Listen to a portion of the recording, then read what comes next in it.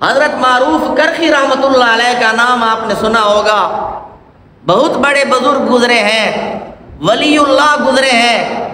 ایک مرتبہ کہیں جا رہے تھے، راستے میں دیکھا ایک آدمی لوگوں کو پانی پلا رہا ہے اور ساتھ کہہ رہا ہے کہ اللہ تعالیٰ رحم کرے اس شخص پر جو مجھ سے پانی پیے۔ معروف کرخی رحمۃ اللہ علیہ نے جب یہ سنا فوراً تشریف لے گئے اور اس سے فرمایا کہ مجھے بھی پانی پلاؤ۔ اس سے پانی پی لیا۔ ساتھ جو آدمی تھا اس نے عرض کیا، حضرت آپ تو روزے سے تھے، آپ نے پانی پینے کے لیے روزہ توڑ دیا۔ معروف کرخی رحمۃ اللہ علیہ فرمانے لگے، وہ اللہ کا بندہ دعا دے رہا تھا کہ اللہ تعالیٰ اس پر رحم کرے جو مجھ سے پانی پیے۔ میں نے سوچا نفلی روزہ ہے، بعد میں قضا کر لوں گا، لیکن اس کی دعا پھر مجھے ملے گی یا نہیں، تو اس لیے میں نے روزہ توڑ دیا۔